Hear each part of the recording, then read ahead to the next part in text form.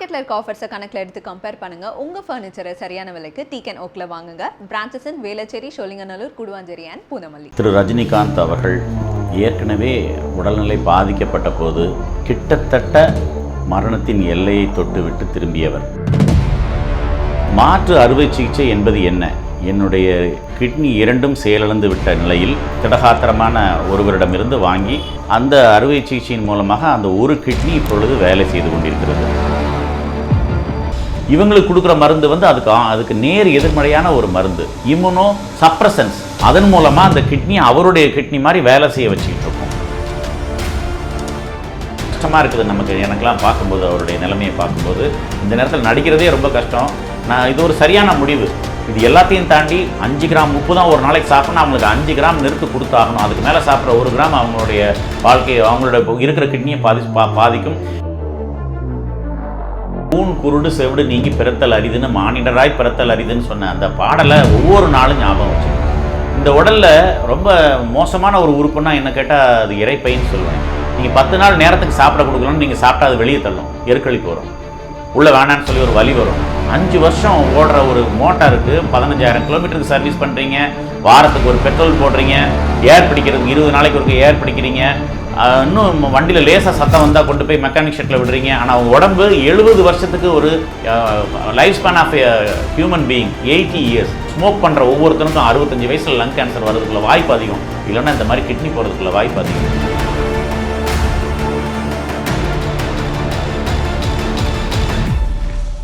வணக்கம் சார். வணக்கம் சார். நமக்கு நம்ம எல்லாருக்குமே ஒரு சந்தோஷமான செய்தி என்ன அப்படின்னா, திரு ரஜினிகாந்த் அவர்கள் அவரோட உடல்நிலை தேறி இப்போ தமிழகத்துக்கு வந்திருக்காரு. அண்ட் அது மட்டும் இல்லாமல் அவரோட அரசியல் அறிக்கையும் கொடுத்துருக்காரு. ஸோ ஒரிஜினலாக அவரோட உடல்நிலைக்கு என்ன பிரச்சனையானது இருந்தது அண்ட் அதை பற்றி கொஞ்சம் டீட்டெயிலாக சொல்லுங்கள் சார்.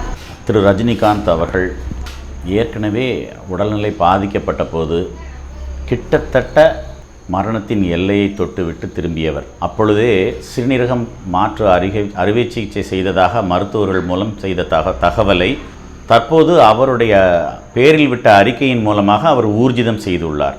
அது தவிர இப்பொழுது அவர் வெளியிருக்கும் அறிக்கையிலும் எனது மாற்று அறுவை சிகிச்சை செய்யப்பட்ட கிட்னிக்கு நல்லதல்ல என்று சொன்னதன் மூலமாக ஆரம்பத்தில் ராமச்சந்திரா மருத்துவமனையில் அவருக்கு அளிக்கப்பட்ட சிகிச்சைக்கு பிறகு டாக்டர் சவுந்தரராஜன் நெஃப்ராலஜிஸ்ட் அவர்களின் மூலமாக சிங்கப்பூரில் சென்று அவருக்கு மாற்று அறுவை சிகிச்சை செய்யப்பட்டது இப்பொழுது நம்ம எல்லோருக்கும் தெரியும். ஆக மாற்று அறுவை சிகிச்சை என்பது என்ன? என்னுடைய கிட்னி இரண்டும் செயலிழந்து விட்ட நிலையில் ஒரு சிறுநீரகத்தை மட்டும் இன்னொரு நல்ல திடகாத்திரமான ஒருவரிடமிருந்து வாங்கி அந்த அறுவை சிகிச்சையின் மூலமாக அந்த ஒரு கிட்னி இப்பொழுது வேலை செய்து கொண்டிருக்கிறது. ஒரு சிறுநீரகம் எடுக்கவில்லை, ஒரு சிறுநீரகம் மட்டும் எடுத்திருக்கிறார்கள். அந்த ஒரு சிறுநீரகம் மட்டும் வேலை செய்து கொண்டிருக்கிறது. தினசரி உணவில் என்னென்ன பத்தியங்கள் சொல்லியிருக்கிறாங்களோ அதை கடைபிடிக்கணும். உப்பு முதல் எதிரி. ஸோ அவங்க உணவே ஒரு பெரிய பக்குவமான ஒரு உணவில் இருக்கணும். இது தவிர அந்த மாற்று அறுவை சிகிச்சை செய்து கொண்டதற்குன்னு சில மருந்துகள் இருக்குது. அதை இன்றைக்கி அவர் ரொம்ப தெளிவாக சொல்லிட்டாரு. இம்யூனோ சப்ரசன்னு சொல்லக்கூடிய அவங்களுக்கு நோய் எதிர்ப்புகளை குறைக்கிறது. இம்யூனிட்டி ரொம்ப அதிகமாக இருந்தால் இந்த வச்சிருக்க கிட்னி அது ரிஜெக்ட்னு சொல்லுவாங்க. நம்முடைய கிட்னி இல்லாமல் வெளியே உள்ளவங்க கிட்னியை வச்சிருக்கிறதுனால அது ஏற்றுக்கொள்ள செய்வதற்காக கொடுக்கும் மருந்துகள் இம்யூனோ சப்ரசன்ஸ். அதுனா என்ன அர்த்தம்? இப்போ இம்யூனோ பூஸ்டர்ஸ் தான் நம்ம கொரோனாவுக்கு கொடுத்துக்கிட்டு இருக்கோம். இவங்களுக்கு கொடுக்குற மருந்து அதுக்கு நேர் எதிர்மறையான ஒரு மருந்து, இம்யூனோ சப்ரசன்ஸ். அதன் மூலமாக அந்த கிட்னி அவருடைய கிட்னி மாதிரி வேலை செய்ய வச்சுக்கிட்டு இருக்கோம். அந்த மருந்துகளோட விலையும் அதிகம், அந்த மருந்துகளுடைய செயல்பாடுகளும் அவ்வளோ ஒரு கஷ்டமான செயல்பாடு. இத்தனையும் வச்சுக்கிட்டு தான் அவர் இப்போ நமக்கு ஒரு சூப்பர் ஸ்டாராகவும் அரசியல் தலைவராகவும் மலரணும்னு அவர் ஆசைப்பட்டார். சார், இந்த கிட்னி டிரான்ஸ்பிளான்ட் அப்படின்ற ஒரு விஷயம் திரு ரஜினிகாந்த் அவர்கள் சிங்கப்பூரில் போய் பண்ணிட்டு வந்ததாக சொன்னீங்க. ஸோ அது பண்ணும்போது அவரோட உடல்நிலையானது என்ன மாதிரி இதில் அண்டர்கோ பண்ணியிருப்பாங்க? அண்ட் அந்த கிட்னி டிரான்ஸ்பிளான்ட்டுக்கு அப்புறம் அவரோட ஹெல்த்தி லைஃப் ஸ்டைல் அப்படின்றது ஒன்று இருக்குது. இருந்தாலும் சூப்பர் ஸ்டார் அவர்கள் நிறைய திரைப்படங்களில் ஒரு பப்ளிக் ஃபிகராக இருக்கும்போது இந்த மாதிரி பப்ளிக் ஃபிகர்ஸ்க்கு வரக்கூடிய என்ன மாதிரியான விஷயங்கள் அவங்க ஃபாலோ பண்ணணும் அண்ட் எந்த மாதிரி விஷயங்கள் அவங்க கடைபிடிக்கணும்? இப்போ பார்த்தீங்கன்னா ஆல்மோஸ்ட் ராமச்சந்திரா நடந்த வைத்தியம் என்னவாக இருக்குன்னு இப்போ யூகிக்க முடிஞ்சால் அது டயாலிசிஸ். சிறுநீரகம் அவருடைய 2 சிறுநீரகங்களும் திடீரென பழுதைந்து போகுது. அக்யூட் ரீனல் ஃபெயிலியர் அப்படிமோ, திடீர்னு பழுதடைந்து போகிறது. அதற்கு முன்னால் இருந்த பழக்க வழக்கங்களை பற்றி அவர் ஏற்கனவே அவருக்கு இருந்ததை சொல்லியிருந்தார். சிகரெட்டை குடிக்காதீங்கன்னு ரசிகர்களுக்கு சொன்னார். ஆல்கஹால் எடுக்கிறது நிச்சயமாக உங்களை பாதிக்கும், அது உங்களை விட்டு வைக்காது, அதனுடைய விளைவு நீங்கள் ரொம்ப மோசமானதுக்கப்புறம் உணராதீங்க, இப்போவுமே கை விட்டுருங்கன்னு அவருடைய ரசிகர்களுக்கும் மக்களுக்கும் அவர் எடுத்து சொன்னார். இதெல்லாம் அவர்கிட்ட இருந்த கெட்ட பழக்கங்கள். இது தவிர தூக்கமின்மை, அவருக்குன்னு இருந்த ஸ்ட்ரெஸ்ஸு, இதெல்லாம் சேர்ந்து தான் இந்த நோய்க்கு திடீரென அவருக்கு வந்தது அக்யூட் ரீனல் ஃபெயிலியர். அந்த நேரத்தில் ராமச்சந்திரால் அதை கண்டறிஞ்சிட்டாங்க. ஆனால் சில நேரங்களில் என்ன ஆகும்னா அக்யூட் ரீனல் ஃபெயிலியர் சில கிருமிகளால் வந்ததுன்னா கிருமிகளுக்கு மருந்து ஆன்டிபயோட்டிக்ஸ் போட்டு அது நல்லான உடனே கிருமி திரும்ப வேலை செய்ய ஆரம்பிச்சிடும். இல்லை ஏதோ மருந்து உட்கொள்கிறாங்க, வலி மருந்துகள் உட்கொள்ளும் போதும் அக்யூட் ரீனல் ஃபெயிலியர் சிலருக்கு போகும். அந்த மருந்தோட எஃபெக்ட் கொஞ்சம் குறைஞ்ச உடனே அது நல்லா ஆகிறதுக்குள்ள வாய்ப்பு. 2 டயாலிசிஸ்லேயே நல்லா ஆகிறவங்க நிறைய பேர் இருக்கிறாங்க. அதுக்கப்புறம் பார்த்திங்கன்னா என்ன சொல்கிறது, திடீர்னு அவங்களுக்கு ஒரு ஏற்படுற காயமோ அந்த மாதிரி ஒரு சின்ன ஒரு 2 டயாலிசிஸில் சில நேரம் ரெக்கவர் ஆயிடுச்சுன்னா அவங்க கிட்னி மாற்ற வேண்டிய அவசியம் இல்லை. அதை நம்ம உறுதி பண்ணுறது யூரியா கிரியேட்டினின் பண்ணுற 2 சாதாரண டெஸ்ட்டு தான். ஆனால் அதில் கிரியேட்டினின் வந்து 3, 4, 5ன்னு போக ஆரம்பிச்சிச்சு. இல்லை 3, 4, 5ல் கூட நல்லா இருக்கவங்க இருக்காங்க. சிம்டமேட்டிக்காக இருக்கிறது ரொம்ப முக்கியம். நம்பரை விட அவங்களுக்கு மூச்சுத்திணறல் வருது, அவங்களுக்கு யூரின் பிரியாமல் அவங்களுக்கு உடல்லாம் வீங்குது, அந்த நீர் வந்து நுரையீரலில் கோத்துக்கிட்டு மூச்சு வாங்குது, இந்த மாதிரியான அறிகுறிகள் தென்படும் போது நம்ம டயாலிசிஸ் மட்டும் பத்தாது. இப்போ டயாலிசிஸில் ஒருத்தரை ஒரு 3 வருஷம் வரைக்கும் வாழ வைக்கிறது தான் மேக்ஸிமம் முடியும். ஆனால் கிட்னி டிரான்ஸ்பிளான்டேஷன் 8 வருஷத்துக்கு ஒவ்வொரு மாதமும் 2 மாதத்துக்கு ஒருக்க போய் டயாலிசிஸ் பண்ணாமல் அதை பண்ண முடியுங்கிறதுனால தான் நம்ம வந்து ரீனல் டிரான்ஸ்பிளான்டேஷனை நம்ம ரெக்கமெண்ட் பண்ணுறது. ரீனல் டிரான்ஸ்பிளான்டேஷன் இப்போ எக்ஸ்பீரியன்ஸ் நமக்கு வந்துருச்சு. இப்போ லிவர் டிரான்ஸ்பிளான்டேஷனை பற்றி நம்ம எல்லோரும் கேள்விப்பட்டுருக்கோம். உலக அளவில் பெரிய ஒரு மருத்துவ சிகிச்சை நிபுணர் நம்ம சென்னையிலேயே பெரிய ஆஸ்பத்திரி அவர் பேர்லேயே ஆரம்பித்து நடத்திட்டு இருக்கிறாரு. அதனால் அந்த இடத்துல போய் லிவருக்கு டிரான்ஸ்பிளான்ட் பண்ணுறதை பார்க்குறோம். அதெல்லாம் 1 வருஷம் 2 வருஷம் தான் இப்போதைக்கு நமக்கு கிடைச்சிருக்க ரெக்கார்டு. இன்னும் தான் அது ஒரு 5 வருஷம் 10 வருஷங்கிறதுக்கு மனித குலம் அதுக்கு எப்படி நம்ம கொரோனாவை பற்றி இப்போ தெரிஞ்சுக்கிறோமோ அது மாதிரி அந்த ஆப்ரேஷன் பண்ணணும், அதை பண்ணவங்க கொஞ்ச நாள் வாழணும், அவங்களுக்கு ஒரு காம்ப்ளிகேஷனை தீர்க்கிறதுக்கு மருத்துவ உலகம் தன்னுடைய முனைப்பை செய்யணும். இப்படி போகிறது தான் இனிமேல் அவருக்கு நடக்க போகிறது. ரஜினிகாந்தை பொறுத்தளவில் அந்த ரீனல் ஃபெயிலியர் ஸ்டேஜ்லேயே இந்தியாவில் கிட்னி டிரான்ஸ்பிளான்டேஷனுக்கு நிறைய ரெஸ்ட்ரிக்ஷன்ஸ் இருக்குதுன்னு உங்களுக்கு தெரியும். சொந்தக்காரங்க தான் கொடுக்கணும், அதை கொடுக்குறதுக்கு ஒரு ரிஜிஸ்டர் இருக்குது. அந்த கவர்மெண்ட் ரிஜிஸ்டர் பண்ணி வர்றது லேட் ஆகுனால அவர் சிங்கப்பூரில் போய் யார் அவருக்கு தேவையோ அவர் மூலமாக அதை பண்ணிக்கிட்டாங்க. அந்த நாட்டில் கொஞ்சம் இந்த ஆப்ரேஷனுக்கு டோனர் இருந்தால் பண்ணி விட்டுறாங்கங்கிறதான் அர்த்தம். அதே மாதிரி சார் இப்போது சிங்கிள் கிட்னி அப்படின்ற ஒரு சிங்கிள் கிட்னி வச்சு ஃபங்க்ஷன் எப்படி இருக்கும், அண்ட் அதே மாதிரி இந்த கிட்னி டிரான்ஸ்பிளான்ட்டுக்கு அப்புறமா போஸ்ட் கிட்னி டிரான்ஸ்பிளான்ட் என்ன மாதிரி ஒரு ஃபேஸ் வந்து எல்லோரும் அண்டர்கோ போவாங்க? போஸ்ட் ரீனல் டிரான்ஸ்பிளான்ட்டில் என்ன ஆகும்னா அவங்க கிட்னியை ரிஜெக்ட் பண்ணுறதும் சில நேரங்கள் நடந்துடும். அப்போ அந்த கிட்னி வேலை செய்யாமல் போச்சுன்னா அவங்கள அந்த ஆப்ரேஷன் சக்ஸஸ் இல்லாமல் போகிறதுக்குள்ள வாய்ப்பு இருக்குது. இப்போ ரஜினிகாந்த் சாரை பொறுத்தளவில் இது வந்து நல்லபடியான ஒரு விஷயம். இப்போ போஸ்ட் டிரான்ஸ்பிளான்ட்டில் என்னெல்லாம் வரலாம், எப்பொழுதுமே அவங்களுக்கு இன்ஃபெக்ஷன் ப்ரோன், கோமார்பிடிட்டிஸ்னு இப்போ படிச்சிருப்பீங்க. அதில் இம்யூனிட்டி வீக்காக இருக்கிறவங்க அப்படிங்கிற ஒரு வார்த்தையை நாங்கள் உபயோகப்படுத்திகிட்டே இருப்போம். நோய் எதிர்ப்பு சக்தி குறைந்தவருங்க அப்படின்னு. அதில் வந்து இந்த டிரான்ஸ்பிளான்ட் பேஷண்ட்ஸை பற்றியும் நாங்கள் சொல்லியிருந்தோம். நாங்கள் வழக்கமாக சொல்லும்போது யாருக்கெல்லாம் நோய் வரும், கர்ப்பிணி பெண்கள், இந்த மாதிரி டிரான்ஸ்பிளான்ட் பண்ணவங்க, சக்கரை வியாதி, ரத்த கொதிப்பெல்லாம் சொல்லியிருப்பேன். இதில் இவங்க வந்து ரொம்ப முன்னணியில் இருக்கிறவங்க. ஏன்னா இவங்க இம்யூனோ சப்ரசன்ட் எடுத்துகிட்டு இருக்கிறாங்க. அவங்க உடலில் இருக்கிற கொஞ்சம் நஞ்ச நோய் எதிர்ப்பு சக்தியை குறைச்சி வச்சுக்கிட்டு இருக்கோம் இந்த மருந்துகள் மூலமாக. அதனால் இதில் அந்த மருந்துகள் கிடைக்கும்போது அந்த மருந்துகளுக்கும் சில பக்க விளைவுகள் இருக்குது. அது சாதாரணமானதில்லை. முடி கொட்டுறதுலேருந்து, வயிற்றுப்போக்கிலேருந்து, பசி இல்லாமல் போகிறதுலேருந்து எத்தனையோ அதில் பக்க விளைவுகள், உடல் அசைதி, கைகால் இழுப்பு, அந்த மாதிரி எத்தனையோ இருக்குது அந்த பக்க விளைவுகள். அதுக்கு தேவையான சத்து மருந்து, அதை குறைக்கிறதுக்குள்ள மருந்துகள்னு மாத்திரையிலே தான் அவங்க வாழ வேண்டியிருக்கும். பரிசோதனை மூலமாக தான் அவங்க தன்னை நிலைப்படுத்தி கொள்ள முடியும். 70 வயசு ஒரு முதியவருக்கு பண்ணியிருக்கிற ஆப்ரேஷனுங்கிறதுனால இன்னும் கொஞ்சம் அந்த உடம்பு வளைந்து, இப்போ 40 வயசில் ஒருத்தருக்கு வந்துருச்சு, அவருக்கு இந்த சிறுநீரக மாற்று அறுவை சிகிச்சை பண்ணியிருந்தால் அவர் உடம்பு தாங்குகிற சக்திக்கும் 70 வயது ஒரு முதியவர் நம்ம இப்போ சூப்பர் ஸ்டாருக்கு இதை பண்ணியிருக்கும்போது அதனால் ஏற்படுற விளைவுகள் என்ன அப்படிங்கிறது வந்து ரொம்ப கஷ்டமாக இருக்குது நமக்கு. எனக்கெல்லாம் பார்க்கும்போது அவருடைய நிலைமையை பார்க்கும்போது இந்த நேரத்தில் நடிக்கிறதே ரொம்ப கஷ்டம். இது ஒரு சரியான முடிவு அவர் எடுத்திருக்கிற முடிவு. ஏன்னா இது இழந்தால் எல்லாருக்குமே தான் ஒரு வருத்தம் வரும். அவர் பாட்டுக்கு அவர் வேலையை பார்த்துட்டு இருந்திருப்பார், இழுத்து பறிச்சு விட்டோமோ அப்படின்னு எல்லாரும் வருத்தப்பட்டிருப்போம். சரியான முடிவு இந்த விஷயத்தில். ஸோ வரக்கூடிய காம்ப்ளிகேஷன்ஸை பொறுத்தவரை இன்ஃபெக்ஷன் வரலாம், ரிஜெக்ஷன் வரலாம், அப்புறம் வந்து சைடு எஃபெக்ட், மெடிசின்ஸுக்கு சைடு எஃபெக்ட்ஸ் இருக்குது. இது எல்லாத்தையும் தாண்டி 5 கிராம் உப்பு தான் ஒரு நாளைக்கு சாப்பிட்ணும், அவங்களுக்கு 5 கிராம் நிறுத்து கொடுத்தாகணும். அதுக்கு மேலே சாப்பிட்ற 1 கிராம் அவங்களுடைய வாழ்க்கையை, அவங்களோட இருக்கிற கிட்னியை பாதிக்கும்.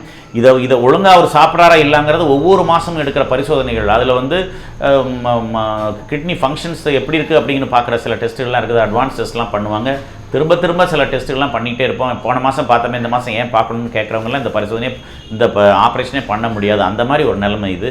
ஸோ இது பாதிப்பை ஏற்படுத்துதா இல்லையாங்கிறத ஒவ்வொரு மாதமும் அவருடைய சிறுநீரகம் எப்படி வேலை செய்யுதுங்கிறத தெரிந்துக்கிட்டே போயிட்டுருப்பாங்க. இந்த போஸ்ட் டிரான்ஸ்பிளான்ட்டுக்கு அப்புறமா திரு ரஜினிகாந்த் அவர்களோட வாழ்வியல் எப்படி இருக்கும், என்ன மாதிரி விஷயங்கள் அவர் மேற்கொண்டுகிட்டு இருப்பாருன்னு நம்மளால இங்கே சொல்ல முடியும்? நம்ம வந்து திரு ரஜினிகாந்த் அவர்களை மட்டும் இல்லாமல் இது வந்து பொதுவாக கிட்னி டிரான்ஸ்பிளான்ட் எடுத்துக்கிட்ட ஒரு நோயாளியை பொறுத்தவரை ஒவ்வொரு நாளுமே அவங்க வந்து தன்னுடைய வாழ்க்கையை எண்ணிக்கிட்டு போகிற அளவுக்கு இருந்தால் மட்டுமே, இது இன்றைக்கு கிடைச்ச ஒரு கிஃப்ட் அப்படிங்கிற இடத்துல அவங்க இருந்தால் மட்டும்தான் இதில் அவங்க அடுத்த நாளை பார்க்க முடியும். ஒவ்வொரு நாளும் 5 கிராம் உப்பு தான் அவங்க சாப்பிட்டாங்க, நாளுக்கு 5 கிராம் உப்பு. அது வந்து குழம்புல சாப்பிட்றாரா இல்லைன்னா எதுலேயும் சாப்பிட்றாங்க. இவங்களாம் இப்போ ரஜினிகாந்தை பொறுத்தளவில் ஒரு பெரிய டயட்டிஷியனே, லீடிங் டயட்டிஷியனோ ஒரு ட்ரெயின்டு டயட்டிஷியனோ பக்கத்தில் வச்சுக்கிட்டு அவர் கொடுக்குற டயட்டை சாப்பிட்டு போயெல்லாம் அவரை சமைக்க சொல்லிட்டு அவருடைய குக்கும் ஒரு எஜுகேட்டட் கேட்ரிங் டெக்னாலஜி முடிஞ்ச குக்கும் இவரும் வச்சுட்டு அவருக்கு தேவையான ஃபுட்டை எப்படி கொடுக்கணுங்கிறத தெரிஞ்சு அதுக்கு தகுந்த மாதிரி கொடுத்துட்டு போயிடுவாங்க. கேலரிஸ் அளந்து வெயிங் ஸ்கேல் வச்சு நெருத்து தங்கத்தை நெருக்கிற மாதிரி உப்பை நெருத்து போட்டு அவங்க சாப்பிட வைக்கிறதுக்குள்ள வாய்ப்புகள்லாம் அதிகம். அதனால் இந்த மாதிரி பணக்காரர்களுக்கு வரும்போது இந்த நோய்கள் வந்து அவர்களுடைய வாழ்க்கையை நீட்டிப்பு செய்கிறதுக்குள்ள அத்தனை வாய்ப்புகளும் இருக்குது. அது திரு ரஜினிகாந்த் அவர்கள் ஒரு காலத்தில் தன்னுடைய உடம்பை பற்றி கவலை இல்லாமல் இருந்தது மாதிரி இல்லாமல் இப்போ ரொம்ப கவலையோடு இருக்கிறதாகவும், இன்றைக்கி அவர் இந்த இது கேன்சல் ஆனப்போ கூட அந்த ஷூட்டிங் போச்சு, அந்த முதலாளி அவ்வளோ பெரிய நஷ்டம் அப்படிங்கிற இடத்துல நிற்கிறது தவிர இது என் மக்களையும் என்னை சார்ந்திருக்கிற ரசிகர்களையும் பாதிக்கக்கூடாதுன்னு நினைக்கிற அளவுக்கு அவர் இதுக்கு சென்சிட்டிவாக இருக்காருங்கிறது தான் உண்மை. மற்றபடி ஆக்டிவிட்டிஸ் எல்லாமே லிமிட்டடாக இருக்க சொல்லுவாங்க. ஒரு அதிகமான உடற்பயிற்சி, ஒரு நாளைக்கு திருப்பதியில் போய் மலை ஏறேன்னா ஏறக்கூடாது. ஒரு நாளைக்கு போகிறேன் நான் உட்காந்து இன்றைக்கி எனக்கு போர் அடிக்க நான் ஒரு 1 hour ஐ ஹிட் த ஜிம்லாம் போக முடியாது. எக்ஸசைஸ் கூட லிமிட் தான். அந்த 20 நிமிஷம் வாக்கிங் பழகிட்டே வந்து ஒரு 1/2 மணி நேரம் வாக்கிங் போனால் நல்லாயிருக்கும். அந்த 1/2 மணி நேரம் வாக்கிங் தான் பண்ண முடியும். ஸோ அதிகமாக உடலை வேலை வாங்கினா கூட அந்த யூரியா கிரியேட்டின் அதிகமாக செக்ரேட் ஆகக்கூடிய வாய்ப்பு இல்லை டெபாசிட் ஆகக்கூடிய வாய்ப்பு இருக்குங்கனால உடற்பயிற்சி கூட அவங்க லிமிட்டாக தான் பண்ணியாகணும். ஸோ ஒரு கேலண்டர் லைஃப் அவங்க வாழ்ந்துக்கிட்டு இருப்பாங்க. அது அவங்களுக்கு ரொம்ப முக்கியம். அவங்க வாழ்கிறதுக்கு நீடித்த வாழ்க்கைக்கு கிடைச்சிருக்க ஒரு கிட்னியோடு அவங்க எவ்வளோ நாள் வாழணும்னு ஆசைப்படுறாங்களோ அவ்வளோ நாள் அவங்க அதை பேணுனா தான் உண்டு. என்னன்னாலும் பரவாயில்ல, அதெல்லாம் யார் சொன்னாலும் கேட்க மாட்டாங்கிற இடத்துக்கு ஒரு சிறுநீரக மாற்று அறுவை சிகிச்சை நோயாளி செய்ய முடியாது. ஒருத்தருடைய ரத்த கொதிப்பு எப்படி கூடுது குறையுதுன்னு சொன்னீங்கன்னா, இப்போ ஒரு இன்டர்வியூ கொடுக்குறதுக்கு நீங்கள் வந்திருக்க இந்த நேரத்தில் நான் இந்த இன்டர்வியூ நல்லா பேசணுமே, ரஜினிகாந்தை பற்றி நான் தப்பாக எதுவும் பேசினா அது பெரிய பிரச்சனை ஆயிருமே அப்படிங்கிற இடத்துல நான் ரொம்ப கவனமாக பேசுகிறது என்னுடைய வயசுக்கு எனக்குமே என்னுடைய உடம்புல ஏற்படுற ஒரு ஸ்ட்ரெஸ்ஸு. ட்ராவல், நீங்கள் ஆஃபீஸ்க்கு கிளம்புறீங்க, ஒழுங்காக 1 மணி நேரத்துக்கு முன்னால் கிளம்பி அங்கே டிராஃபிக்கில் நின்று போனால் பரவாயில்ல, அது ஒரு ஈஸி கோயிங். 10 நிமிஷத்தில் கிளம்பி போகும்போது ஒரு கேட் அடைச்சிருக்கிறான், ஒரு விஐபி வர்றான்னு ஒரு டிராஃபிக்கை நிறுத்தினாங்கன்னா அந்த நேரத்தில் உங்களுக்கு இருக்கிற அந்த மன ஓட்டம் இருக்குல்ல, சின்ன வயசில் ஒன்றும் செய்யாது. 70 வயது முதியவருக்கு அது ரொம்ப அதிகமான பாதிப்புகளை தருங்கிறதான் அந்த அறிக்கை. அவருக்கு இரத்த அழுத்தம் கூடி குறைந்து கொண்டிருக்கிறது, ஆனால் ரத்த ஓட்டம் சீராக இருக்கிறது அப்படின்னு ஒரு அறிக்கை கொடுத்துருந்தாங்க. அதுக்கு என்ன அர்த்தம்? ரத்த அழுத்தம் வந்து திடீர்னு பார்த்தா காலையில் ஒரு எந்திரிச்ச உடனே ஒரு 150 100ன்னு இருக்குது. அப்புறம் சாப்பிட்டுட்டு ஒரு 11 மணிக்கு பார்த்தா 140 180ன்னு வந்துருச்சு. அப்புறம் மதியம் போல் பார்த்தாச்சுன்னா 120 80 தான் இருக்குது. திரும்ப சாயந்தரம் மதியம் தூங்கி எந்திக்கிறாரு, திரும்ப ஒரு 160 100ன்னு வந்துருச்சு. அப்படிங்கிற மாதிரி போகிறது தான் அந்த ரத்த கொதிப்பு. அந்த ரத்த அழுத்தத்தோட வேரியேஷன்லாம் இப்போ வந்து இருதயம் அதுக்கு கரெக்டாக கோப்பப் பண்ணலைன்னா இருதயத்தில் ஏதாவது பிரச்சனை வந்துடக்கூடாது. ரத்த கொதிப்புங்கிறது இருதயத்தை நேரடியாக பாதிக்கக்கூடிய ஒரு விஷயம் இந்த வயசில், 70 வயசில். ஸோ அவரை கம்ப்ளீட்டாக மானிட்டர் பண்ணி இனிமேல் போனால் போதுன்னு ஓனர் அதெல்லாம் நீங்கள் கவலைப்படாதீங்க, இந்த படம் இல்லைன்னா அடுத்த படம் பண்ணிக்கலாம், இந்த படத்தை இப்படியே ட்ராப் பண்ணால் கூட நீங்கள் கவலைப்பட வேண்டியதில்லை அப்படிலாம் சொல்லி அந்த முதலாளி சொல்லியிருந்தால்தான் அவருடைய பார்த்துக்கலாம், நம்ம இதை வேறு மாதிரி எடுத்துக்கலாம் வைக்கலாம்னு ஏதாவது ஒன்று சொல்லி கொஞ்சம் தள்ளி கூட எடுக்கலாம், அதெல்லாம் நீங்கள் ஒன்றும் நினைக்காதீங்கன்னு ஒரு முதலாளி சொல்லியிருந்தா இவர் ஒரு தொழிலாளியாக அதை ஏற்றுக்கிட்டு நம்மளால் ஒன்றும் இல்லை முதலாளிக்கு பாதம் இல்லாமல் பார்த்துக்கிட்டாருன்னு சொல்லி அந்த வார்த்தைகள் ஒரு 10 நாள் கழிச்சு எடுத்தால் என்ன கெட்டு போச்சு அப்படின்னு சொன்னால் அது உள்வாங்கிற விஷயங்கள், அப்புறம் தன்னை தானே தேத்திக்கிற விஷயங்கள், நமக்கு ஒன்றும் இல்லை இது ரத்த கொதிப்பு நார்மல் ஆயிரும் அப்படிங்கிற மாதிரி தான். இந்த ஸ்ட்ரெஸ் இன்டியூஸ்டு ஹைப்பர் டென்ஷன் தான் நம்ம ஹைதராபாத்தில் அவருக்கு ஹாஸ்பிட்டலில் வச்சு பார்த்தது. அந்த ஸ்ட்ரெஸ்ஸை அவர் ஓவர் கம் பண்ணிவிட்டு விதிப்படி நடக்கட்டும்னு நினைக்கிற அன்னைக்கு அது சரியாக போகும். ஆனால் மனிதர்களாக சொல்லும்போது தனக்குன்னு வரும்போது சொல்கிறது செய்கிறது எல்லாமே வித்தியாசமாக நம்ம உடம்பு பிஹேவ் பண்ணும், நம்ம இருதயம் அதை எப்படி ஏற்றுக்குது, நம்ம மூளை எப்படி ஏற்றுக்கொள்ளுங்கிறது அந்த வேரியேஷனுக்கான காரணம். So food and life style இப்போ இருக்கிற ட்ரெண்டில் இருக்கக்கூடிய இளைஞர்களாக இருக்கட்டும், இல்லை மிட் ஏஜில் இருக்கிற ஆட்களாக இருக்கட்டும், இந்த கிட்னி டிரான்ஸ்பிளான்ட் அப்படின்ற ஒரு விஷயத்தை எது போய் டைரெக்டாக அஃபெக்ட் பண்ணுது, அண்ட் ஃபுட் அண்ட் லைஃப் ஸ்டைலில் எப்படி நம்ம அதை கோப்பப் பண்ணிக்கலாம், ஒரு ஹெல்த்தியான லைஃப் எப்படி வாழ்றோம்? நம்முடைய மிக அருமையான ஒரு விஷயம் வந்து கூன் குருடு செவிடு நீங்கி பிறத்தல் அரிதுன்னு மானிடராய் பிறத்தல் அரிதுன்னு சொன்ன அந்த பாடலை ஒவ்வொரு நாளும் ஞாபகம் வச்சுக்கணும். நடக்கிற ஒவ்வொரு நாளையும் பிறந்து வளர்ந்து நல்லா இருக்கவங்களுக்கெல்லாம் பின்னால் இந்த மாதிரி நோய்கள் வராமல் தாக்காமல் இருக்கிறதுக்காக நம்ம வந்து நம்மளை கவனமாக எடுத்துக்கணும். இந்த உடலில் ரொம்ப மோசமான ஒரு உறுப்புன்னா என்ன கேட்டால் அது இறைப்பைன்னு சொல்லுவேன்.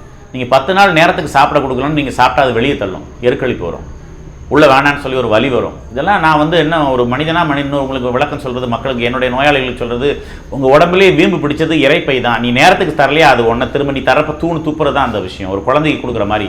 ஸோ உடலை பேணுங்க. உடலுங்கிறது ஒரு பெரிய ஒரு மிஷின். 5 வருஷம் ஓடுற ஒரு மோட்டாருக்கு 15,000 கிலோமீட்டருக்கு சர்வீஸ் பண்ணுறீங்க, வாரத்துக்கு ஒரு பெட்ரோல் போடுறீங்க, ஏர் பிடிக்கிறதுக்கு 20 நாளைக்கு ஒரு ஏர் பிடிக்கிறீங்க, இன்னும் வண்டியில் லேசாக சத்தம் வந்தால் கொண்டு போய் மெக்கானிக் ஷெட்டில் விடுறீங்க. ஆனால் அவங்க உடம்பு 70 வருஷத்துக்கு ஒரு life span of human being 80 years, 80 வருடங்கள் ஒரு மனிதனுடைய வாழ்வு, சராசரி வாழ்வு அப்படிங்கிறது இயற்கை. இதில் இன்னொரு முக்கியமான விஷயம், ட்ரிங்க் வந்து ஆல்கஹால் வந்து மைண்டை காம் பண்ணுற ஒரு விஷயம்.